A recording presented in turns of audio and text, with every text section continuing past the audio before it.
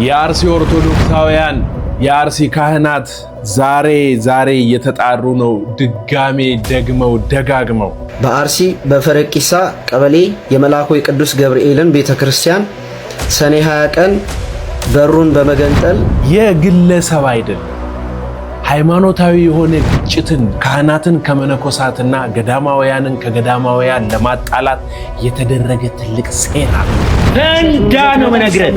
ጉዳዩ የእሸቱ አይደለም። እናንተ መቼም ነው የማትረዱት። ደግሞ ይሄ መነኩሴ እንዲህ ሆኖ መጥቶላችኋል። መቼም መርካቶ ማታመጣው ማትሸጠው ቀሚስ ማትሸጠው ቆቤላት ጥንቁልናውን በዚህ ልክ ጀምሮ መርምሩት። እንግዲህ ተመልከቱት። የእግዚአብሔር ስጦታ የእግዚአብሔር የጨረቃውን ጳጳስ አስታወሳችሁት?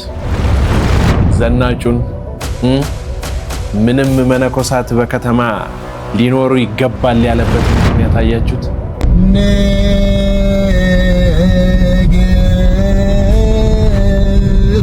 ለቀሳውስቱማ ድምጽ ልንሆናቸው ይገባል። ለነ ዶክተር ሁሉም ኦርቶዶክሳዊ ባለማህተብ ቀሲስን በጸሎት እያሰበ እኚህን መነኩሴ የምትቀርቧቸው ሰዎች እንደው እባካችሁ ትንሽ አስቡበት። እኚህን መነኩሴ የምትቀርቧቸው ሰዎች እባክዎትን ትንሽ በቃ አስቡበት ብትሉልኝ ደስ ይለኛል።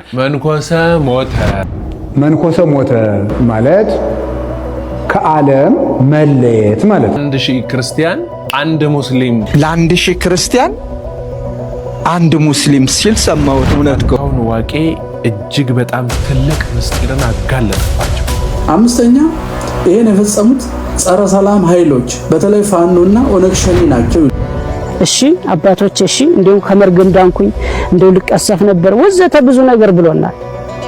ስለዚህ እሸቱ እኛን አይደለም ያታለለው ራሱን የተታለለው ይሄን ሁሉ ግዙፍ ማህበር አታልኩኝ ይዘው ትሞታል። እሷ ማሽናት እሸቱን ይዘው ስለምትሞት ግን ከመሞቱ በፊት እውነት እኔ እንደው በቅድስት ቤተክርስቲያን ፊት ለፊት ቁመን ነው ቁጭ ብለን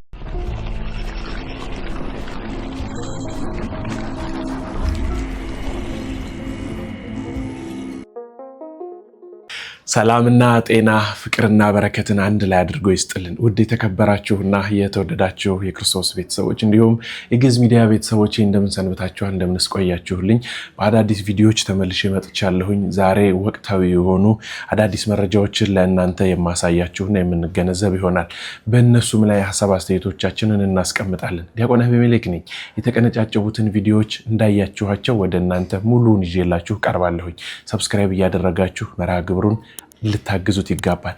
በተለያየ ሀገር ያላችሁ ሰዎች ለምትወዷቸው ቤተሰቦቻችሁ ወጓደኞቻችሁ ሼር ብታደርጉ የሚጠቀሙበት ይሆናል ይህ ቻናል እና በሀገር ውስጥ ያላችሁ ሰዎች ደግሞ ቪፒኤን እያበራችሁ ብትመለከቱ ጥቂት ታግዙናላችሁና ይሄንን ከናንተ እንጠብቃለን።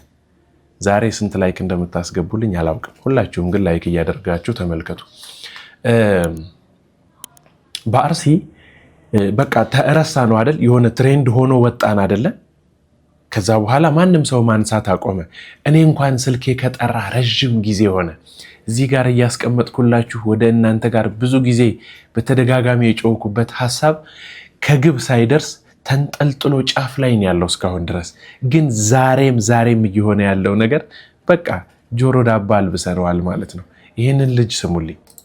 በአርሲ በፈረቂሳ ቀበሌ የመልአኩ የቅዱስ ገብርኤልን ቤተክርስቲያን ሰኔ 20 ቀን በሩን በመገንጠል እነዚህ 3 ግለሰቦች በያን ከማሎ፣ አብዱራህማን ከድር የተባለ እንዲሁም ደግሞ ጁኔ ፈቆ የሚባል ግለሰብ የመልአኩ የቅዱስ ገብርኤልን ቤተክርስቲያን ሰብረው ንዋያተ ቅዱሳኑን መስቀሉን ብዙ ነገሮች ወስደው ነበረ ዘርፈው።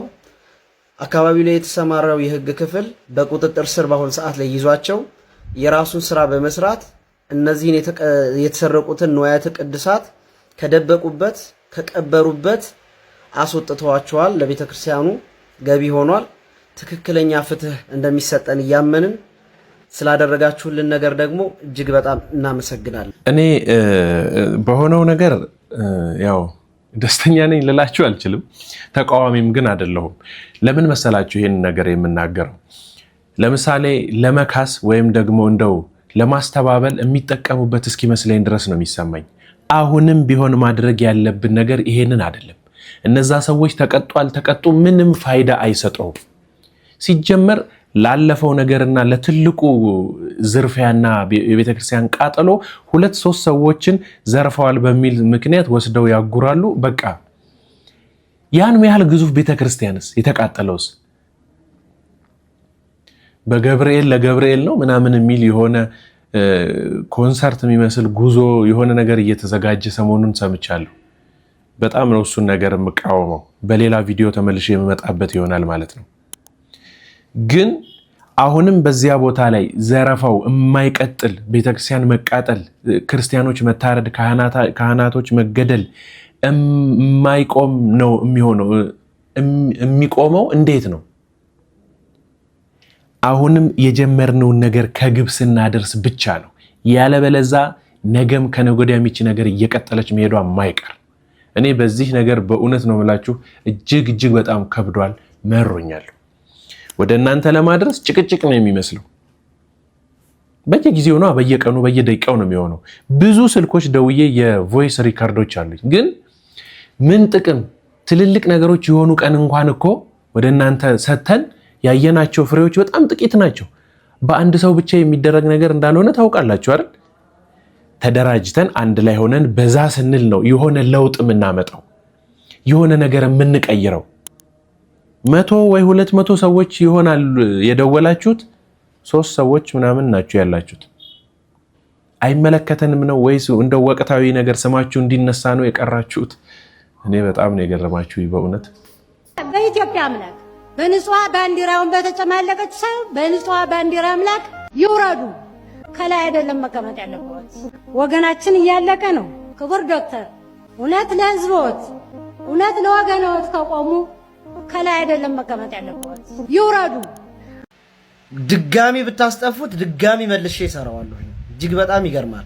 ይኸውላችሁ እነሱ ምን እያደረጉ በምን አይነት መንገድ ውስጥ ኃይላቸው ምን ያህል እንደሆነ እንደው በጥቂት ትንጥዬ ቪዲዮ ላሳያችሁ። አንድ ሼኪ ተገድለው በኤኒ ኬዝ ተገድለው ወጥተው ያደረጉትን ድብልቅልቅ ያለ ሰልፍ ነው ያደረጉት። ተመልከቱ ይህን ቪዲዮ።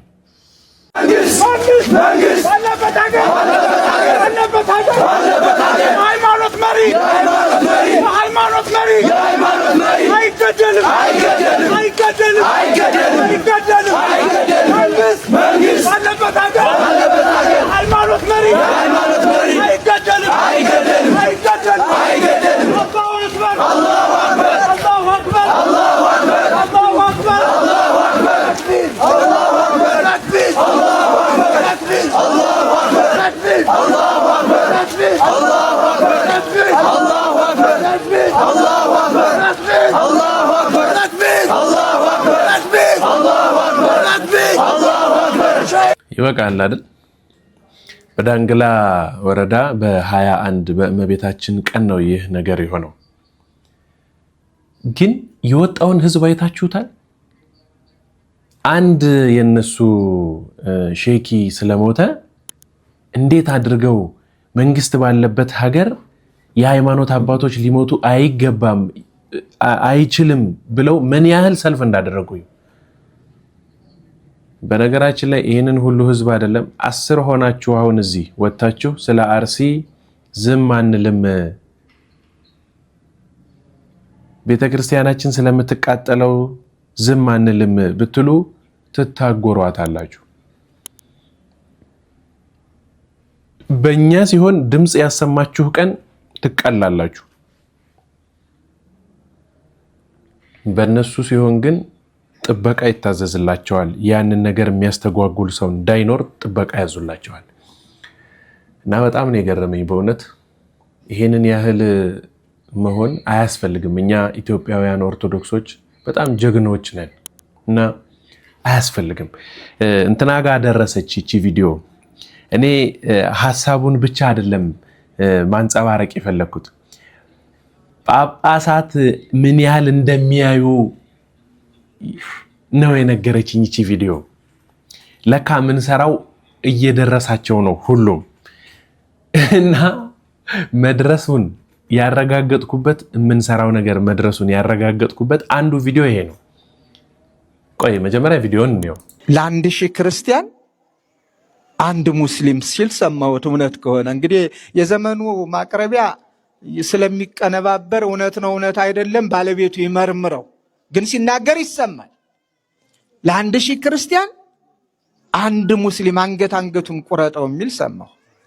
እገልሃለሁ፣ አጠፋሃለሁ፣ አርዳሃለሁ ያስሄዳል። ይህ ኢትዮጵያዊ ባህል ነው፣ ኢትዮጵያዊ ስርዓት ነው። ወገናዊነትን ያሳያል፣ አንድነትንስ ያመጣል። ግዴላችሁም ይህ ከባይዳን የወረሳችሁትን አላስፈላጊ ኢትዮጵያዊ ባህልና ስርዓት፣ ወገናዊ ፍቅር የተለየውን ጥላቻና ደም ማፍሰስ እርሱት እንላለን። እንደ ኢትዮጵያ ኦርቶዶክስ ተዋሕዶ ቤተክርስቲያን እርሱት። ጥሩ መልእክት ነው፣ ቆንጆ ነው። ብፁዕ አቡነ አብርሃም በእውነት እጅግ በጣም እናመሰግናለን። ቆይተውም ቢሆን ድምፅ መሆን ጀምረዋል። መልካም ነው፣ ጥሩ ነው። ግን እኔ ይችን ቪዲዮ ሳያት የታየኝ ወይ የተሰማኝ ስሜት ሌላ ነው። አልሰማንም አላየንም ብለው የሚዘግቡልን ነገር አለ አይደል? በነገራችን ላይ ሰማሁ ነው ያሉት እንጂ ሰው ነገረኝ ወይ እንደዚህ ሲሉ ሰማሁ፣ ሰዎች ሲያወሩ ምናምን ሰማሁ አይደለም። እና እስከዚያ ድረስ ሳይሰማ ቀርቶ አይደለም ማለት ነው። አሁንም ብፁዓን አባቶቻችን ቢያንስ በሲኖዶስ ደረጃ ታዞ በሀገሪቱ በጠቅላላ ምህላ ባይያዝ እንኳን ልጆቻችሁ ውሻ በመግደል ሰውን ወደ መግደል እያለማመዱ ስለሆነ አሁንም ይህንን ልምምድ እንዲያቆሙና በዚህ ነገር ውስጥ እየዘፈቅን ስለሆነ እንደው ባካችሁ ምህላ አስይዛችሁ በየሀገረ ስብከታችሁ ጸሎት ብታስደርጉልን መልካም ነው። ይቺ ቪዲዮ ስትደርሳችሁ ስክሮል ማድረጓን ተዋት። እንደ መገሰጽም እንደው እንደ ማዘዝም እንዳልሆነ መቼም ታውቁታላችሁ። ምን ያህል ኩታራ እንደሆነ እናውቃለን። ግን ቢያንስ አንዳንድ ጊዜ ሰዎች አይደላችሁ ታጠፉ ይሆናል። ሰዎችም አይደላችሁ ትዘነጉ ይሆናል። ሰዎችም አይደላችሁ ቦታ ላትሰጡት ትችሉ ይሆናል። እኛ የተሰማን እኛ የቆምንበት ጫማ ለእናንተ ላይሆናችሁ ይችላል። ወይ ይሰፋችኋል ወይ ይጠባችኋል። እኛ ግን ባደረግነው ልክ የገባንበት ጫማ ውስጡ ምን እንደሆነ ሳናውቅ ብዙ ችግር እየደረሰብን ነው። እና አባቶቻችን እባካችሁ እየሰማችሁ አትለፉ። መምህር ዲያቆን ፋንታሁን ዋቄ ካለበት እየሆነ ካሉበት ሆነው የሚያስተላልፉልን ድንቅ ነገሮች ውስጥ ዛሬ ይሄኛው እጅግ በጣም በትልቁ ያሰመርኩበት ነው። በደንብ አድርጋችሁ ስሙልኝ። ጤና ይስጥልኝ፣ እንደምን አላችሁ? በጣም የሚገርም ኦብዘርቬሽን አለኝ። ኦብዘርቬሽን ወይም ምልከታ። ዛሬ አንዳንድ ጽሁፎች እያነበብኩ ወደ አእምሮ የመጡትና የተመለከትኳቸውን በአጭሩ ለማጋራት ነው። በኢትዮጵያ ኦርቶዶክስ ተዋሕዶ ቤተክርስቲያንና በነባር አስተሳሰብ ባላቸው የኢትዮጵያ ክፍለ ህዝቦች ላይ የሚካሄደው መንግስታዊ፣ ስርዓታዊ፣ መዋቅራዊ እና ጽንፈኞች የሚተባበሩበት የዘር ማጥፋት ሙከራ እንዳይጋለጥ ሙከራውን በሚያደርጉ አካላትና ደጋፊዎቻቸው እንዲሁም በሽፋን ሰጪዎቻቸው የሚነገሩ ቃላቶች አሉ። ሚዲያውን ስትዳስሱት በአረፍተ ነገሩ ማን የት እንደቆመ ማወቅ ትችላላችሁ።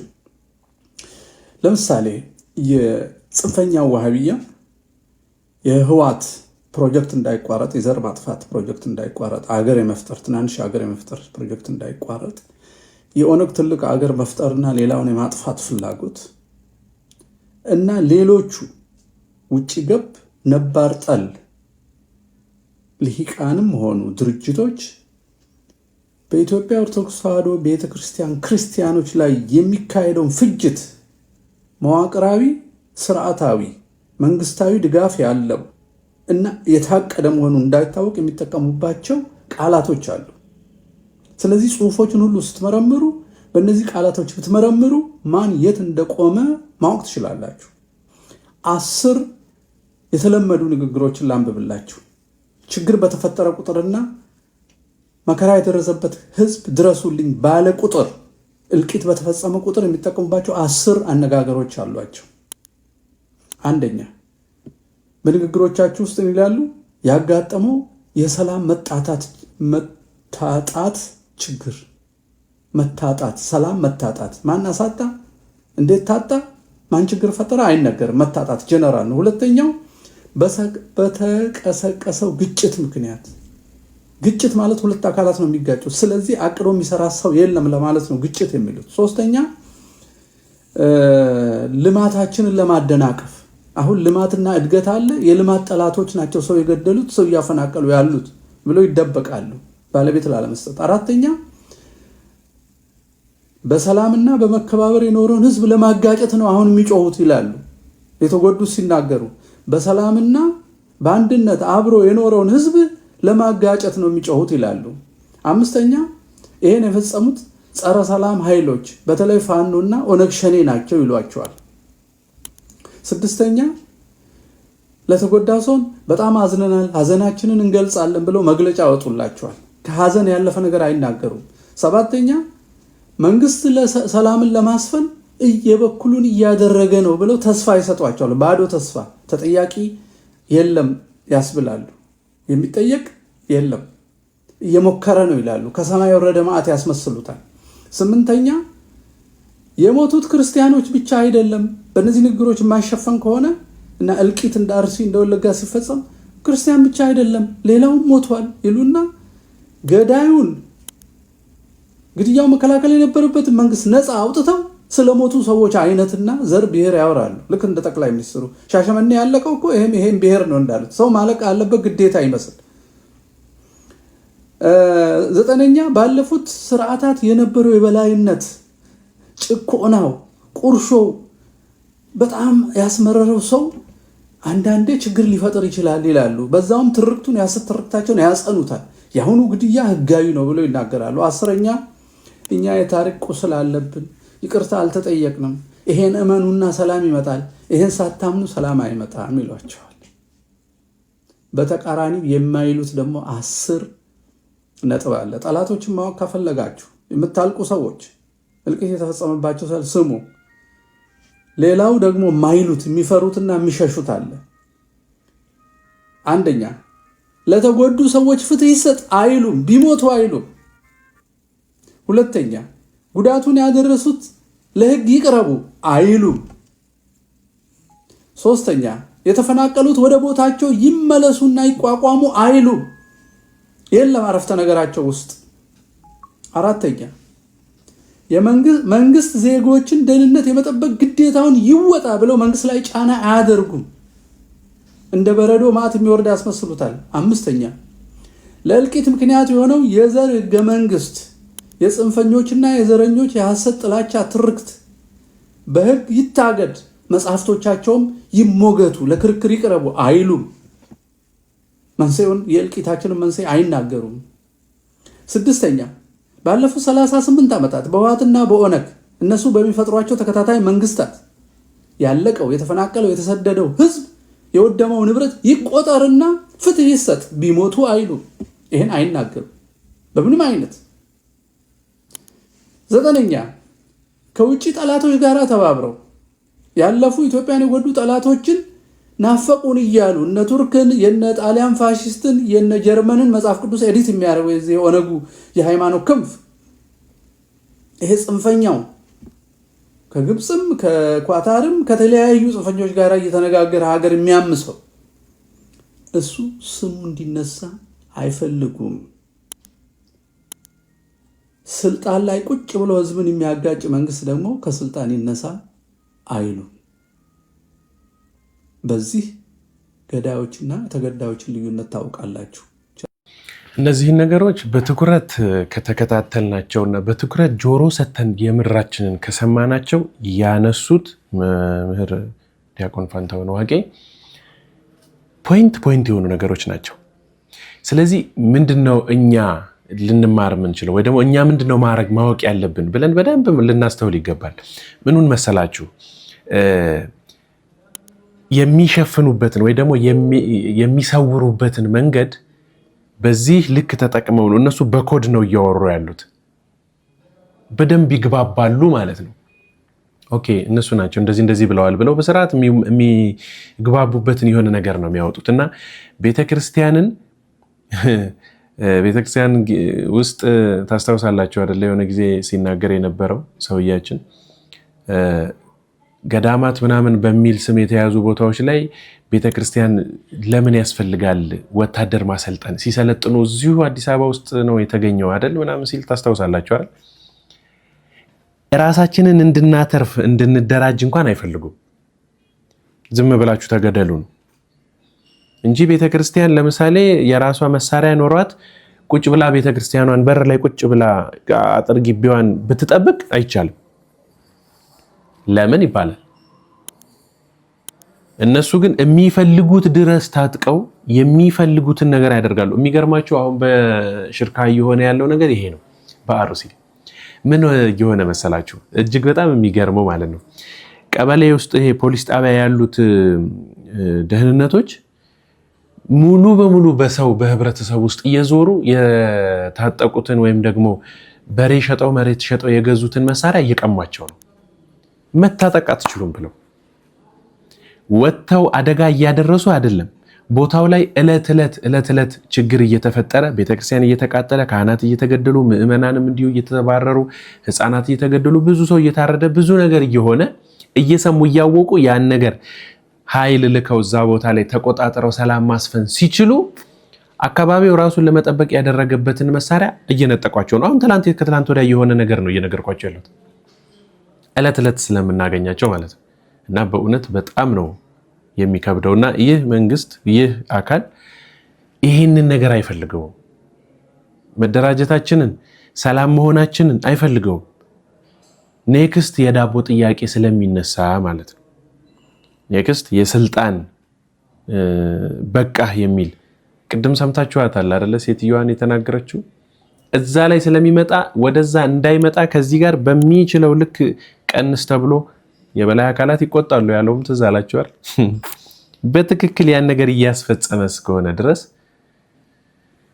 እኛን እስከሚፈልግበት ድረስ ካልቀነሰን በስተቀር ከዚህ ድርጊቱ አይለወጥም። ስለዚህ ማድረግ ያለብን አንድ ላይ በመሆን ለውጥ የምናመጣበትን ነገር መሄድ ነው። የሚሻለው እሱ ነው። ዛሬም ቢሆን ማስተላልፍላችሁ መልእክት ይሄ ነው። በእውነት የሆነ ምዕራፍ የሆነ መሰረት ይኖራችኋል፣ የሆነ ተስፋ ይኖራችኋል፣ የሆነ ራዕይ ነገር ይኖራችኋል። እዚህ ጋር ባለ ስልክ ቁጥር ደውሉ። ቢያንስ እፎይ የምትሉበትን ነገር ትሰማላችሁ እያልኳችሁ ነው። እሺ ኔክስት ምን እያደረጉ እንደሆነ በትክክል በፍሬም እንደዚህ አውጥተን እናወራ። ሰሞኑን ገዳማት ውስጥ ያሉ መነኮሳት ጋር ያሉ ነገሮች በጣም እየተራወቀ ነው አይደለ? በደንብ እየተወራበት ነው። በደንብ በሚችሉት ልክም ሁነኛ ሰዎችን አስቀምጠው እያባሉ ነው አይደል? የማያደርጉ ሰዎችን ስህተት የማይፈጥሩ ሰዎችን ማለቴ የሚፈጠረውን ስህተት የሚያውቅ ሰው ስህተትን አይፈጥርም። ግን ጥፋት እንደሆነ እያወቀ የሚያደርግ ሰው ሰርተውልናል። እንደው ያለ ምክንያት አይደለም ይሄን ያመጣሁትና እቺን ቪዲዮ ላሳያችሁ።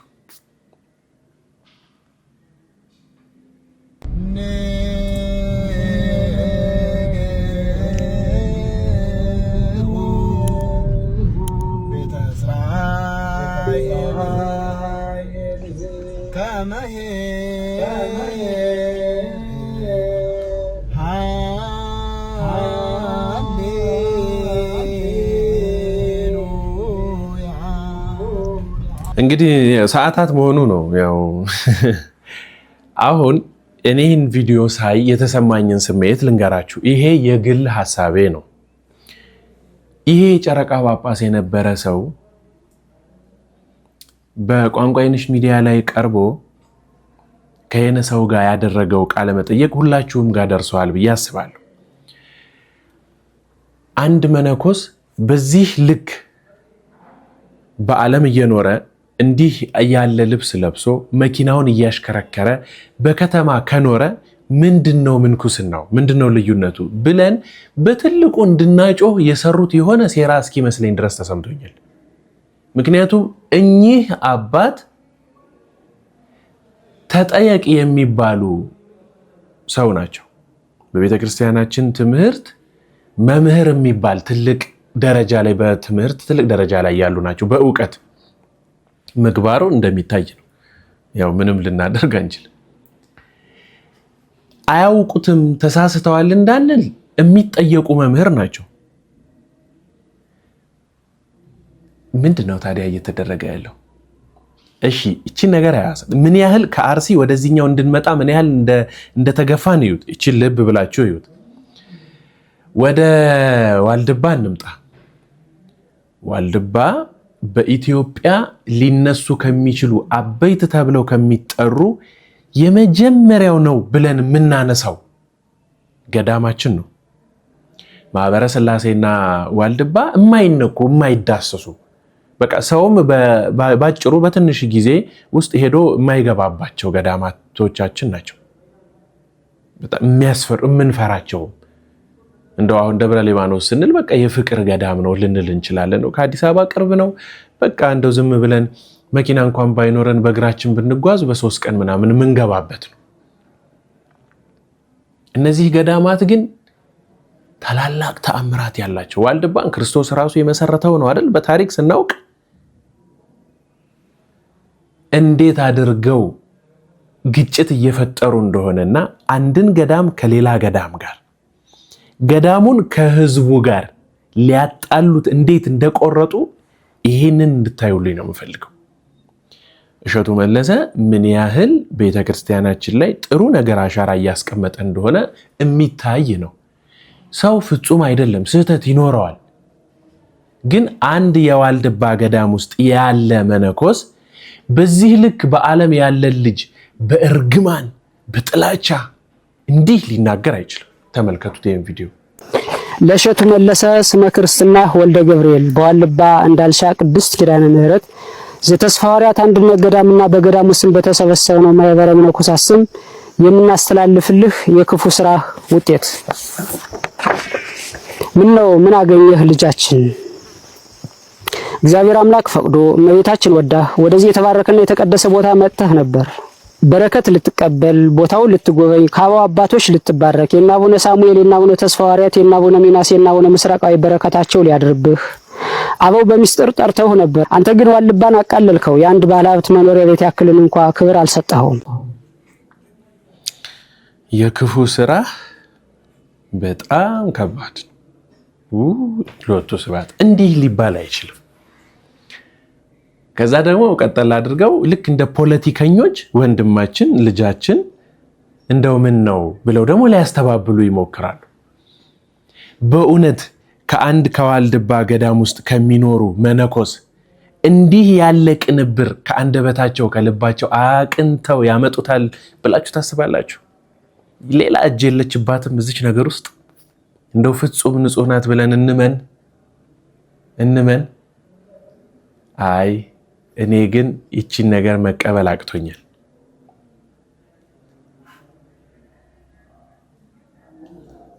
እነ ክርስቶስ ሰምራ አጋንንትን ለማጽደቅ እግዚአብሔርን ይቅርታ ጠይቀውና ትማራለህ ብላ ዲያብሎስ ድረስ ሄዳ የተማጸነች እናት ባለችበት ሀገር ገድሏን ስንት ጊዜ እንደሚያነቡ እንደሚሸመድዱ እንደሚያውቁ እናውቃለን። ከአንደበታቸው በዚህ ልክ ለእርግማን ተሰልተው ይመጣሉ። እንዲህ አሉ ደግሞ እዚህ አይነት ነገር የማደናገር ልታደናገር የመጣች ስለሆነች እሸቱንም ይዘው ትሞታል። እሷም ማሽናት እሸቱንም ይዘው ስለምትሞት ግን ከመሞቱ በፊት እውነት እኔ እንደው በቅድስት ቤተክርስቲያን ፊት ለፊት ቁመን ነው ቁጭ ብለን የምንነጋገረው። ያወርደው ይሄንን ቪዲዮ ቢያስተካክልን ማስተዋይ ይሰጥበት ይቅርታ ቢጠይቅ እኛንም ብቻ አይደለም ኦርቶዶክሳውያን የተሳሳቱትን ይቅር ቢላቸው ጥሩ ነው። አሁንም ይሄን ነገር ማስተካከለ ከሆነ መቁጠሪያ እየጣል ገና በምህላ ልንጠይቅ እመቤታችን ስላድኖ አውጥተን ፍረጅ አንቺ ፈረጅ ብለን አንተውም። ምክንያቱም ታሪካችን ተቀብሯል።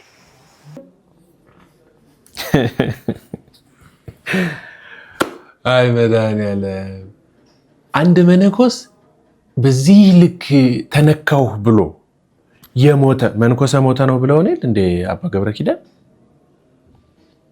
ደሞ ግሱንም እና ይታወቃል እንደዛ እንደሚል እስከዛሬም ብዙዎቻችን ስንሰማ ኖረናል። አንድ በሚዲያ ላይ ይሄንን ስራ ስሰራ አጥፍቻለሁ እንደ አንድ ባለሙያ እባካችሁ ይቅር በሉኝ በዋልድባ ያላችሁ መነኮሳት አጥፍቻለሁ ብሎ ቃል በቃል የተናገራትን ስሟት። የሴቶች ገዳም የሚለው ስም ከየት መጣ ልትሉኝ ትችላላችሁ። ከመጣን በኋላ የባንክ አካውንት መከፈት ነበረበት። በዶንኪቲው ህግ አዲስ የባንክ አካውንት ነው የሚከፈተው። ስለዚህ የባንክ አካውንቱ ሲከፈት ባንኩ ከሀገረ ስብከት ደብዳቤ አጽፋችሁ ካላመጣችሁ ለቤተ ክርስቲያን አካውንት መክፈት አይቻልም የሚል መልስ ሰጠን። ስለዚህ ደብዳቤ አጽፉ አልን። ከሀገረ ስብከት አካውንት ለመክፈት ድጋሚ ደብዳቤ ተጽፎ መጣ። ከዛ ባንኩ አካውንቱን የምከፍተው ደብዳቤው ላይ ባለው ስም ነው ህጌ ይሄን የሚፈቅደው ስላለ ደብዳቤው ላይ ያለውን ስም እንደውም አጠር አድርጎ ሙሉን አልጻፈውም። የባንክ አካውንቱ ተከፈተ ማለት ነው። ሶ ቪዲዮ ሲለቀቅ የባንክ አካውንቱ ሲቀመጥ የግዴታ ስም መጥቀመጥ ስላለበት ከስር ምክንያቱም ሰዎች ገንዘብ ሲያስገቡ የሚመጣላቸው ስም ትክክለኛ መሆኑን ማወቅ ስለሚፈልጉ እሸቱ መለሰ ይሄንን ቪዲዮ ተቀርጾ ከለቀቀ በኋላ ነው እነዚህ መነኮሳቶች ደግሞ መቁጠሪያ ጥለን የእመቤታችንን ስዕል አውጥተን እንደዚህ ከመሞታቸው በፊት በዚህ ልክ እንገላቸዋለን እኮ እያሏቸው ነው። ባይዘ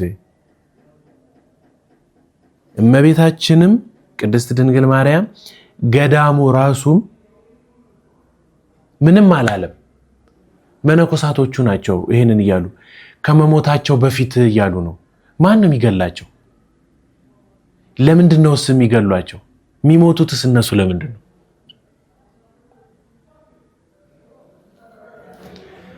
ካለብን ማጥ ውስጥ ካለብን የድጥ ህይወት ውስጥ ወደ ማጥ ውስጥ ለመጨመር ይሄንን ስራ በትክክል የሚያሳልጡ ሰዎች ደግሞ አሉ።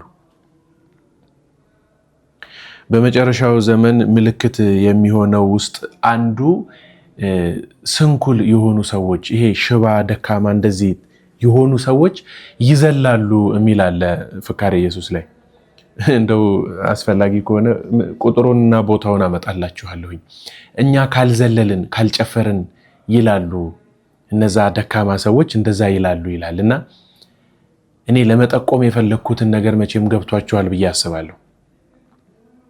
እሱም እሸቱም ይቅርታ ጠይቆ ነገሩ ከተመለሰ በኋላ ከተዳፈነ ከቀረ ይቅርታ ጠይቆ እሺ ይቅርታ እንደዚህ ብለ ስለጠየቅ እናመሰግናለን ብለው እነዛው የከሰሱት መነኮሳቶች በሱ ስቱዲዮ ተገኝተው እኛም ይቅር ብለናል አንተም እንድትማር ነው በቃ ተሽሯል ብሎ ከቀረ በኋላ ተመልሶ ይሄን ነገር አነፍንፎ ቆፍሮ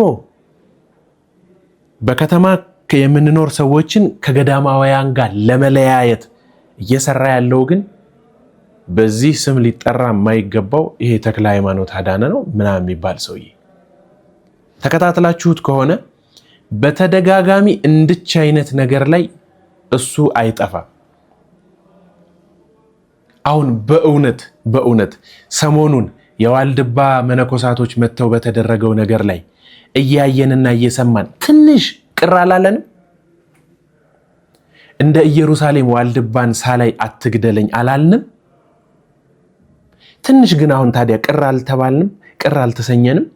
አያችሁ ይሄ ነው እየተሰራ ያለው። እኛ ልንነቃ ይገባል፣ ልናውቅ ይገባል።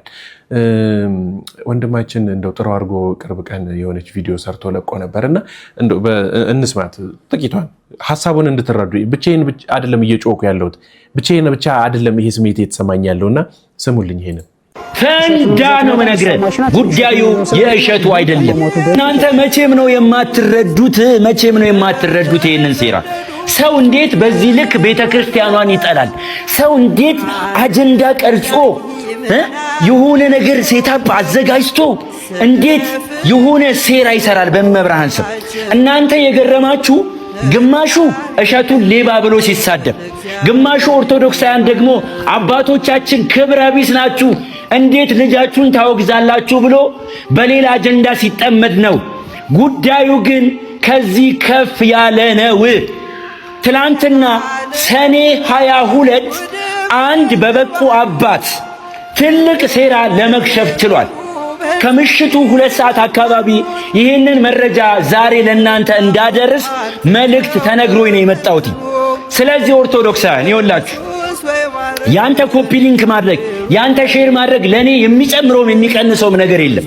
ነገር ግን ይህንን ሴራ እንደከዚህ ቀደሙ እንድናከሽፈው እንድትረዱኝ እንድታግዙኝ እንድናደቃቸው ፈልጋለሁ።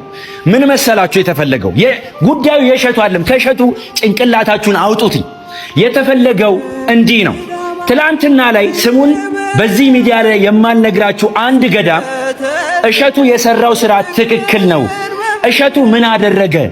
እንዴት የበቃ አባት፣ እንዴት የመነኮሰ መነኩሴ፣ ዓለምን የተወ መነኩሴ እንዴት ልጁን ያወግዛል ብለው ዋልድባ የሚገኙ አባቶችን ለማውገዝ ቪዲዮ ቀርጸው ወደ ህዝቡ ለማሰራጨት ዝግጅት ላይ ነበሩ አንድ ገዳም። ነገር ግን በዛው ገዳም የሚገኙ አባት ግን የበቁ ስለነበሩ በጾም በጸሎት የተጉ ስለነበሩ ይህንን ሴራ አክሽፈውታል። ቁጭ አድርገው አባቶችን በመገሰጽ ይሄ የመነኩሴ ተግባር እንዳልሆነ በመናገር ብቻ አይደለም እዛም ለሚገኙ አባቶች መልእክት እንደላኩ ነግረውናል። የተፈለገው ምን መሰላችሁ? በአንድም በሌላም መንገድ አዲስ አበባ በሚገኙ ወንበዴ መነኮሳት በመነኩሴ ስም የሚሸቅሉ የከተማን ቆሻሻ በቀሚሳቸው እየጠረጉ ከአንድ መነኩሴ የማይገባ ተግባር በመፈጸም አይናችን በማየት ጆሮአችን በመስማት ለክህነት ያለን ክብር እንዲቀንስ ተደርጎብናል። ለመነኩሴ ያለን ፍራቻ ከልባችን ሰሌዳ ተፍቆ እንዲወጣ አድርገውናል። በሴራ ትክክለኞቹን ሳይሆን ሐሰተኞቹን በማምጣት አሁን የተፈለገው ገዳም ለገዳም መነኩሴ ለመነኩሴ ቋርፍ እየበላ እየጾመ እያደረ እርስ በእርስ እንዲናጭ እየተደረገ አሁን ደግሞ እኛ ለአባቶቻችን ያለን ፍቅርም ክብርም እንዲቀንስ እየተሰራብን ነው። ኦርቶዶክሳውያን እንዲቀንስ እየተሰራብህ ነው። አንተ ባለማተብ ታስታውሳላችሁ፣ የዘንድሮ የቅዱስ ሲኖዶስ ምልአተ ጉባኤ ላይ የገዳማት ማህበር ያወጣውን ጠንከር ያለ ደብዳቤ ታስታውሱታላችሁ። ብዙዎቻችሁ አልደረሳችሁ እንደሆነ አላውቅም። ነገር ግን እኛ ኦርቶዶክሳውያን ለገዳማት ያለን ፍቅር ለአባቶቻችን ዓለምን ትተውቻችን ያለን ፍቅር ይታወቃል። እንዴት ጆሮአችንም ልባችንም ለነሱ እንደሚቀና ይታወቃል። አሁን ግን በሴራ ይሄንን ነገር እያወጡብን ያሉት ጉዳዩ የእሸቱ አይደለም። ፈንዳ ነው መነግረህ። ጉዳዩ የእሸቱ አይደለም። በሴራ እኛ ለአባቶ ነገ ተነሱ ቢሉን ነገ እንዲያደርጉ ቢሉን የምንሰማው ማንን እንደሆነ ይታወቃል። መልእክታቸውን ነገ እንዳናዳምጥ እየተደረገ ነው። አለቀ። ወደ ሁለተኛው ነገር ልምጣ። አባቶቻችን ሆይ፣ ገዳማውያኑ ሆይ፣ መነኮሳቶቻችን ሆይ ዓለምን ንቃችሁ ጮማ ሳይሆን ቆሎ በመቆርጠም በገዳም የምትገኙ አባቶቻችን ሆይ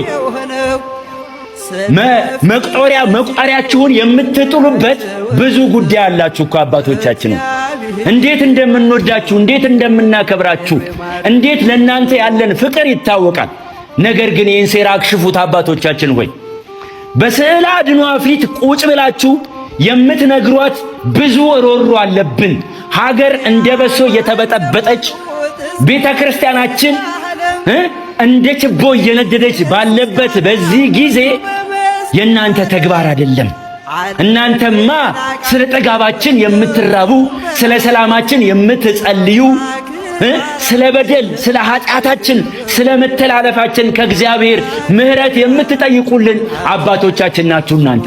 ይህ ተግባር የእናንተ አይደለም፣ በፍጹም የእናንተ አይደለም አባቶቻችን። ስለዚህ አንድ በኃጢአት በነውር የታወረ በብዙ አጀንዳ የታጨቀ ጉዳዩ ያዋጣል አያዋጣም እንጂ ሚዛኑ ትክክል ነው አይደለም የሚል ስብዕና የሌለው ሰው፣ የሌለው ተቋም፣ የሌለው ድርጅት፣ የሌለው ማህበር እናንተ ሊመራችሁ አይችልም። አባቶቻችን አይችልም። እሸቱ ልጃችሁ ነው። ቢያጠፋ ብትገጽጹት እግራችሁ ስር ቁጭ ብሎ እግራችሁ ስር ወድቆ ይቅርታ የሚጠይቃችሁ ልጃችሁ ነው። ጊዜውን፣ ገንዘቡን፣ ጉልበቱን በመስጠት ቤተ ክርስቲያንን በማገልገል ውስጥ ያለ ልጃችሁ ነው። ብቻዬን እንዳልሆንኩኝ ይሄ ስሜት የተሰማኝ ይሄንን ቪዲዮ ካየው በኋላ ነው። ኦኬ በቃ እየተሰራብን ነው። መጀመሪያ ከልባችን ውስጥ ያለውን ክብርና ፍቅር ማሳጣት ነው የተያዘው። ያንን ካጣን ብቻችንን እንኖላለን። ይሄ እኮ የዓለም አሁን ላይ እየተዳደረችበት ያለችው ከሰይጣናዊው ማህበር ጋር ያለው አንዱ እቅድ ነው። ባይዞ ይሄ የህብረትን መበተን፣ አንድነትን ማሳጣት፣ ግለሰብን ግለሰብ አድርጎ ማስቀረት አንድ ሰውን። በነገራችን ላይ ቤተሰብ የለኝም ካለ አንድ ሰው፣ ጓደኛ ከሌለው፣ ሃይማኖት ከሌለው፣ እምነት የሚከተለው ከሌለ ብቻውን ነው የሚሆነው። ምንም ማድረግ አይችልም። እንደፈለጉ ራንድ ያደርጉታል ማለት ነው። ሰው በኢትዮጵያ አኗኗር ሲቸግረው ወይም ሲከፋው በቃ ወደ እናቱ ቤት ይመለሳል። አያችሁ፣ የሆነ ማረፊያ አለ፣ የሆነ ነገር አለ፣ ወደዛ ይሄዳል። ያም ባይኖረው እንደ ቤተሰብ የሚያኖሩት ነገሮች አሉ፣ ወደዛ ይሄዳል። ክርስቲያን ሲከፋው ወደ ቤተ ክርስቲያን ይሄዳል። በጣም ሲከፋውና ሲጨንቀው ሲጠበው ደግሞ ወደ ገዳም ይሄዳል። ያንን ነው ማሳጣት የፈለጉት። እኔ ግን በዚህ ሴራ ውስጥ እጃችሁን እያስገባችሁ የምትተባበሯቸው አበው መነኮሳት፣ አንድ በጣም ደቃቃ ትንኝ የምታህል የእናንተ ልጅ ይህንን መልእክት ወደ እናንተ ቢያስተላልፍ ደስ ይለኛል። እባካችሁን እናንተም በገዳማችሁ ገዳማውያን ሆናችሁ ኑሩልን። ገዳሙን ጠብቀው አስጠብቀው ላወረሷችሁ አባቶቻችሁ ለልጆቻችሁ ያንኑ ነገር አወርሱ። ስርዓተ ምንኩስናን አትሻሩብን። ከቃል ኪዳኑ ከገዳሙ በረከት ረድኤት እንድናገኝ በስፍራው መተን ተቀድሰን ተባርከን እንድንሄድ የተሰጣችሁን አቆዩልን። የነ እንጦስን የነ መቃርስን ስርዓት አስቀጥሉልን፣ አትባሉብን።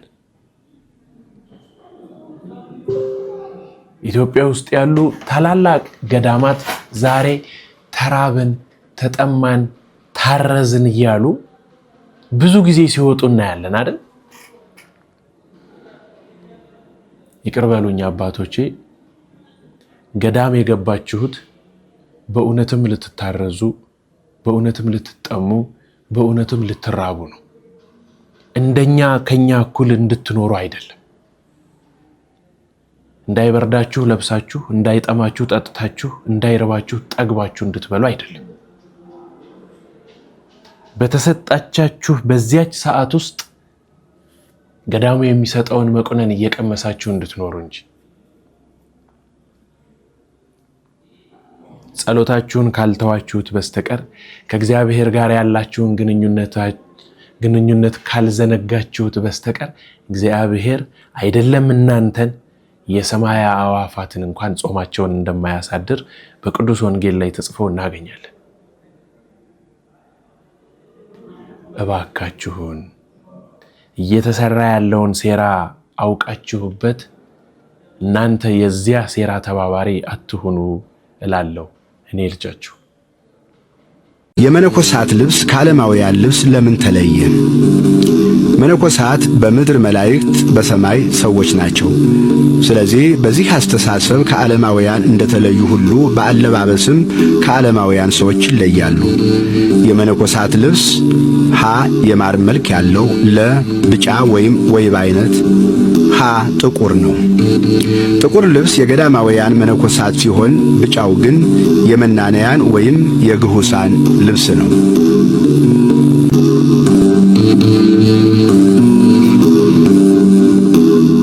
በነገራችን ላይ እነዚህን አባቶች ገዳማውያን መነኮሳት፣ መናንያን ወይም ግሁሳን ብለን በሁለት ከፍለን ልናያቸው እንችላለን።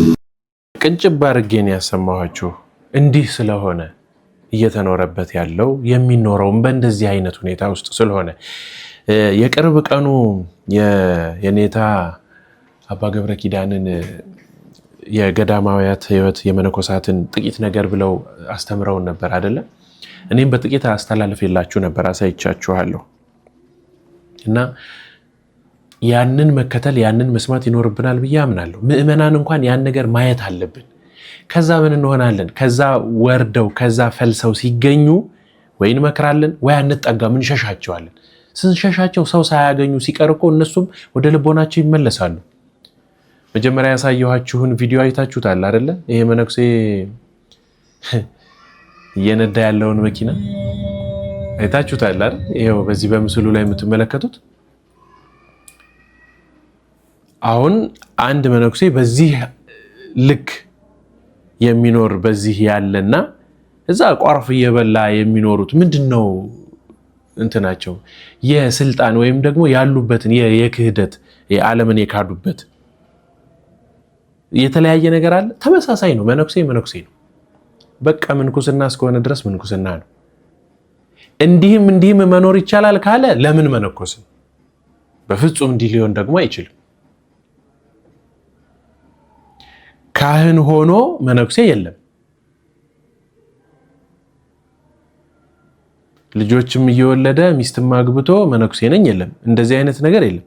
ምንኩስና ከሆነ በገዳም ነው፣ በጫካ ነው፣ በዱር ነው፣ በገደል ነው የሚኖረው። ከሰው ሊገለል ይገባል። መለየት ነው አንድም ምንኩስና። ስለዚህ በከተማ ያላችሁ መነኮሳት ስርዓቱን የነንጦንስን የነመቃርስን ስርዓትና ሕግ እየኖሩ ካሉ ከገዳማውያን መነኮሳት ጋር አታጣሉን።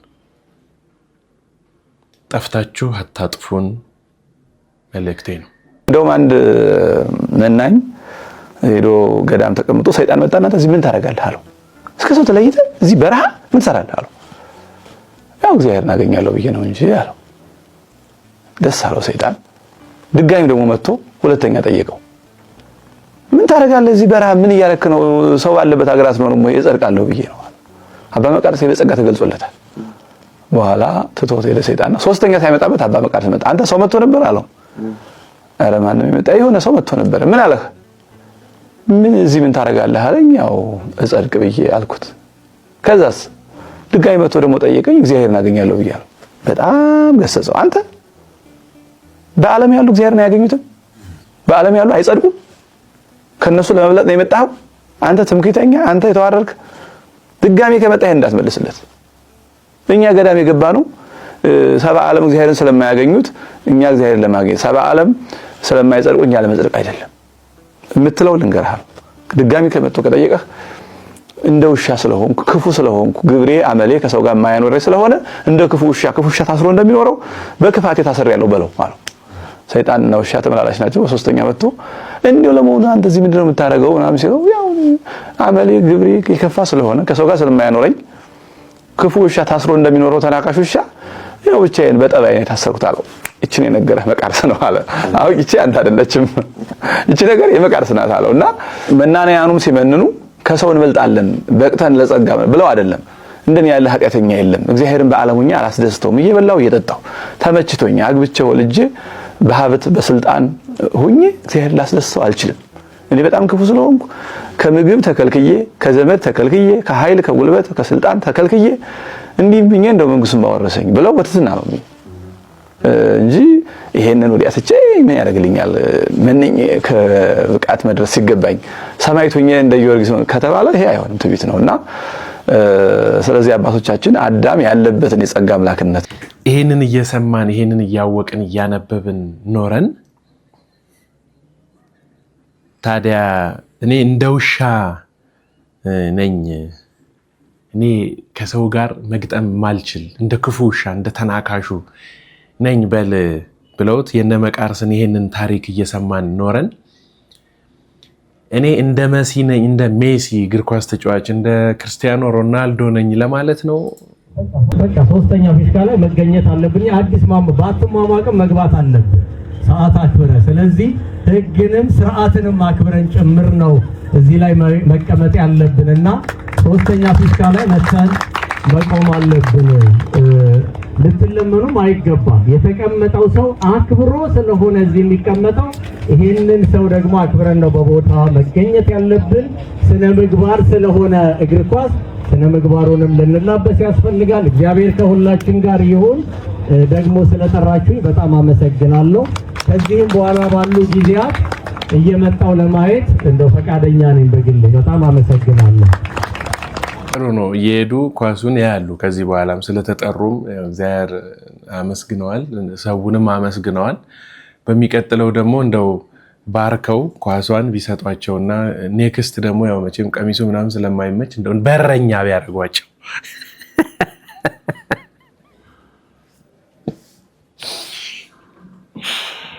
አረናንተ ወይኔ መዳኔ ነው። በቃ መነኮሳት ተው፣ በእውነት ተው። ዓለም ለእናንተ አልተፈጠረችም፣ እናንተም ለዓለም አልተሰራችሁም። ተው፣ በዚህ ልክ ክብረ ክህነቱን አታወርዱ። እናንተ ናችሁ የምትወርዱት። ይቀጣችኋል እኮ ኃጢአቱ። ንስሐው እኮ አይከብዳችሁም? እንደው ሳትጨርሱት ታልፋላችሁ። በእውነት አይዘገንናችሁ? እንደው አይሰቀጥጥም? ራሱ አሁን እንደው ስውርር አይላችሁም? የሰባቱን የጸሎት ጊዜያቶች በትክክል የምታደርጉት ከሆነ እዚህ ቦታ ላይ ተገኝታችሁ እንዲህ ያለ ንግግር ልታደርጉ ቀርቶ መንገዱን ካላችሁበት እዚህ ቦታ እስከምትደርሱበት ድረስ እንኳን አያስኬዳችሁ። ግዴታ ነው ደግሞ ለመነኮሳት እነዛን ሰባቱን የጸሎት ጊዜያቶች ማድረስ ግዴታው ነው።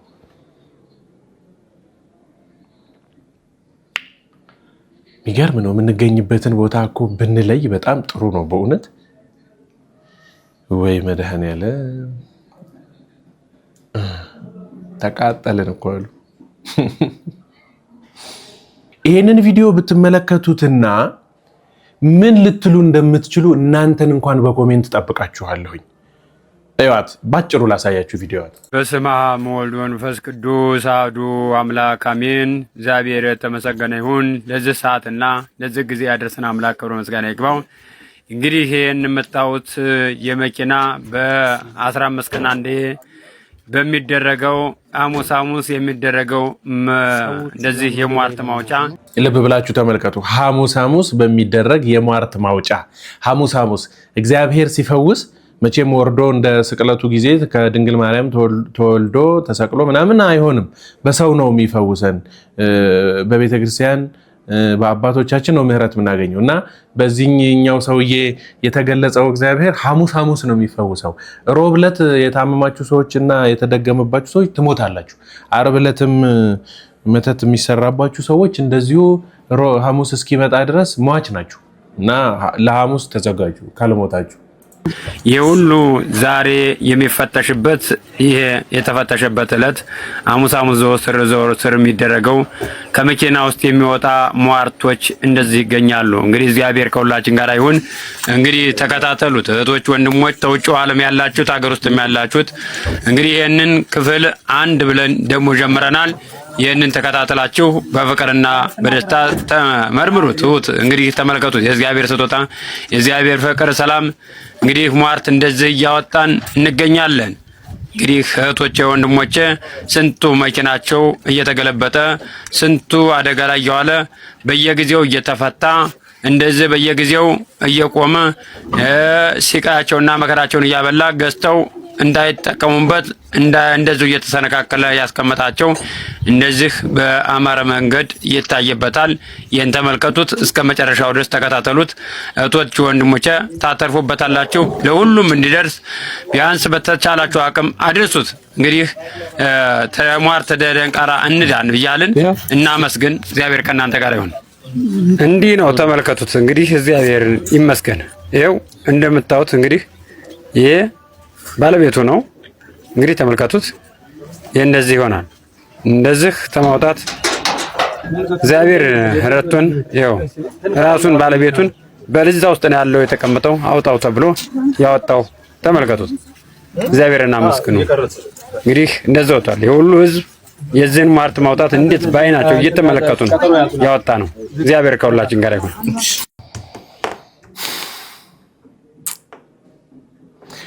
እንደው ቀንቼ ቢሆን ኖሮ ይሄን ነገር እያደረኩ ያለሁት ደስ ባለኝና እንደዛ ሆኖ ባለፈ ነበረ።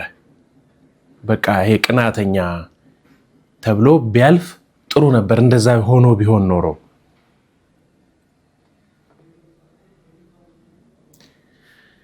አንደኛ እንዲህ ያለ ስርዓት የላትም ቤተክርስቲያን። በነገራችን ላይ ይሄን ጊዜ ይሄ ሰውዬ ይሄንን ከየት ውስጥ እንዳወጣው አይታችኋል አይደለ? ከጋቢናው ከእግሩ ስር የሆነች የተጠቀለለች ነገር ነው ይዞ የወጣው። ምንም ሰው ነክቷት ማያቅ አዲስ መኪና ይዤ ብሄድ እንዲህ ያደርጋሉ። ቀድመው ነው፣ ድራማ ነው ይሄ ሁሉ ነገር። እንዲህ ያሉትን ሐሳውያን በእውነት በጣም ልንጸየፍ እንደው ከባድ እኮ እናንተ ያለንበት ጊዜ። ቆይ አንድ ቪዲዮ ልድገምላችሁና ልጨርስ። መቼም ዛሬ ስዘበዝብ ነው የቆየሁት፣ አብዝቼባችኋለሁ። ወወልድ ወመንፈስ ቅዱስ አሐዱ አምላክ አሜን። እግዚአብሔር የተመሰገነ ይሁን። እንግዲህ በዚህ አገልግሎት ላይ ሳገለግል እንደዚህ እያያችሁኝ ይኸው ከአይሱዚ እንደዚሁ ግራ ያገባሁት አይሱዚ ጭነት ላይ የተገኘውን ታሪክና የአባቶች ምሪት የአባቶችን ስራ ተመልከቱት። የጌታችን የአምላካችን በረከትን ተመልከቱት። በዚህ አይታችሁ ገምግሙ። እንግዲህ ይኸው እንዲህ እናድርግ፣ አረጋግጡልኝ። በቃ እኔ በዚህ ቪዲዮ ላይ አጥፍቻለሁ። እሺ ጥፋተኛ ነኝ፣ ይሄንን ልመንላችሁ። በቃ አጥፍቻለሁ በዚህ ቪዲዮ ላይ። ይሄ ቦታ የት እንደሚደረግና የምታውቁ ሰዎች፣ ይህን ቪዲዮ የምታዩ ሰዎች ከዛ እኔ የምቀጣበትን ነገር ላዘጋጅላችሁ። እኚህ ሰውዬ ይሄን ነገር አድርገው ገንዘብ ተቀብለዋል አልተቀበሉም? ይሄንን በህቡ ተከታትላችሁ አስረዱኝ ይዛችሁ። በእርግጠኝነት ነው የምነግራችሁ። እኔ ጥፋተኛ ነኝ፣ ይሄው በቃ አጥፍቻለሁ። ገንዘብ ተቀብለውበታል። ንግድ ነው እየሰሩበት ያሉት። የእውነት እግዚአብሔር ይሄን ጸጋ ሰጥቷቸው መኪና እያስከፈቱ የእሳቸው ጸጋ በመኪና ውስጥ ያለ መተት ነው የሚያወጡትና ይሄን ጸጋ ሰጥቷቸው ነው። በነፃ የተሰጠንን በነፃ እንድንሰጥ ነው እግዚአብሔር ግን የሰጠን አይደል? እንደው እኮ እንድንተርፍበት እንደው እንድንድን እኮ ነው ይሄን ያህል እያወራኋችሁ ያለሁት። እዚህ ውስጥ አትግቡ። እኔ እየመሰለኝ ያለው እነዚህ ሰዎች በየወሩም ይሁን በየሳምንቱ ለእኚህ ሰውዬ እየመጡ እንዲገብሩ ራሳቸው የሆነ ነገር እያስቀመጡ ነው እንጂ እያወጡላቸው አይደለም። ንጹሑን ወደ እርኩስ እየከተቱት ነው እንጂ ፍጹም የረከሰውን እያነጹት ነው ብዬ አላምንም። ትክክልም አይደለም። ቤተ ክርስቲያንም አትፈቅድም። ይሄን ልብስ ለብሰው ይሄን መስቀል ይዘው እየወጡ ያሉት ማንን አብነት አድርገው ነው? ማን ልኳቸው ነው? ማን ስር ናቸው? ቤተ ክርስቲያን፣ ቅድስቲቱ ቤተ ክርስቲያን ስር ናቸው። መቼም እኚህ ሰውዬ ሳይተናቸው ሙስሊም ከሙስሊም ማህበረሰብ ነው የወጡት አንልም። ፕሮቴስታንቲዝም፣ አይሁዲዝም ምናምን ናቸው አንልም። የኢትዮጵያ ኦርቶዶክስ ተዋሕዶ ቤተ ክርስቲያን ካህን አባት ናቸው ብለን ነው የምናያቸው። ቤተ ክርስቲያኒቷ ግን ይሄንን ነገር በፍጹም አታውቀውምም። በዚህ መስመር ያሰማራችው ሰውም የለም። አጥማቂያንን ስንል ጭራሽ ደግሞ መተት ጎርጓሪ አወጣች። መጣልን ደግሞ መተት ነው ማውጣው ከመኪና ውስጥ ከእንትን ውስጥ ምናምን እያለና ክርስቲያኖች እንደ ህዳር አህያ አሉ አባቶቻችን። ማንም አይጫናችሁ፣ የምታዩትን መርጣችሁ የምትሰሙትን ለይታችሁ ይሁን። ለዚህ ነው በነገራችን ላይ ከወደቅንበት መነሳት እንኳን ያቃተን። እዛው እየተርመጠመጥን ያለነው ስለ ቤተ ክርስቲያን መቃጠል፣ ስለ ካህናት መሰደድ፣ ስለ ሃይማኖታችን መውደም መጥፋት ስናወራ እዛው እየተልመጠመጣችሁ ወድቃችሁ የቀራችሁት ማንም እንደ ህዳር አህያ እየጫናችሁ ነው። በጣም የደከመን ሰው ጉልበቱ እጅግ በጣም የዛለን ሰው አንዲት ኪሎ ተሸከም ብትሉት ወርቅ ብትሆን እሷም አያነሳትም። ምክንያቱም አቅሙ በጣም ደክሞ በሌላ ነገር ተዝለፍልፎ ወድቋል። 1 ኪሎ ወርቅ ብትሰጡት አያነሳው። እንዲህ ነው። ያንን የሚጠቅመውን የማይጠቅመውን የሚረባ ማይረባንንም እየተሸከምን የሚጠቅመን ነገር ላይ ስንደርስ እማንይዘው እማንችለው ሆነን ተገኝተናል። በሌላ መርሃ ግብር ተገናኝተን ዳግም እንማማራለን። እስከዚያው ድረስ ቸሩ እግዚአብሔር አምላካችን ሀገራችንን ኢትዮጵያን፣ ሃይማኖታችን ኦርቶዶክስ ተዋሕዶ ቤተክርስቲያንን እምዬይቱን ዳሯን በእሳት መሐሏን ገነት አድርጎ እቅፍ ድግፍ አድርጎ ይጠብቀን። ወስብሐት ለእግዚአብሔር። ሰላም ቆዩኝ። ቻው።